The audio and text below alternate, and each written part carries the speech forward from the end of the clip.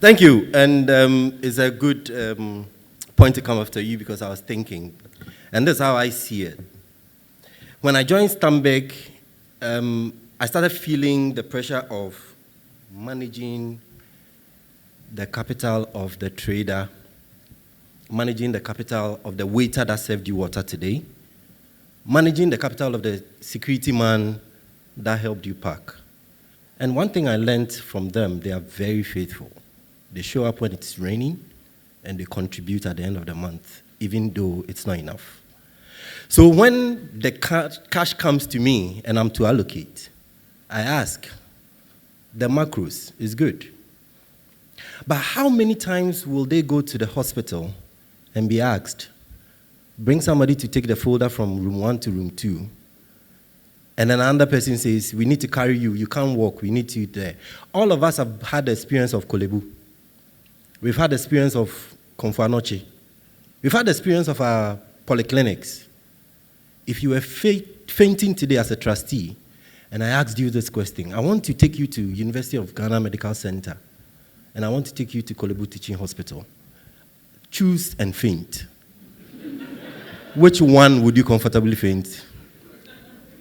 And that is what our capital should do. I look for returns.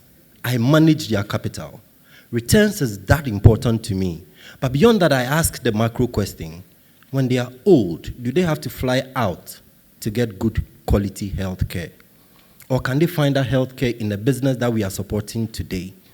So as the fund manager, when you come to me and you're asking me for capital, remember that beyond the return, I want you to leave a legacy that will be helpful to that security man. You may fly out.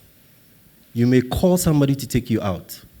But how many people can call and say, I want to go to Turkey for a surgery? They will look to Kolebu. They will look to Konfanoche. Or they will look to the likes of University of Ghana Medical Center. That is what we should work towards. Our capital should build the next macro businesses and institutions that will serve us when we are weak and we can't decide. Because when you collapse, when you are fainted behind a vehicle, you can't choose where you want to go. They will take you to the nearest one. It's the hospital, it's the school, it's that business that they are taking you to, serving you beyond your return. And so when the fund managers come to me and ask, I hear you have the money, allocate. I ask, and I ask myself one thing. Do you just want to give me 20% return? And I'm very interested in that. For a business, or it's going to be a business that if my child came to me and said, Daddy, I'm taking my son to that school, I can look back today and say, oh, it was 20 years ago when that school didn't have any capital. And that fund manager gave that business a capital. And that capital has become the next Yale, the next Stanford. Do we have that? Is that our focus? Anytime I'm allocating capital, I'm asking the hard questions. Beyond the 20, which one is the next institution that will serve you, that will serve me, that will serve my child, your friend, when they can't decide? Will that be the business that will employ your child? So returns are important.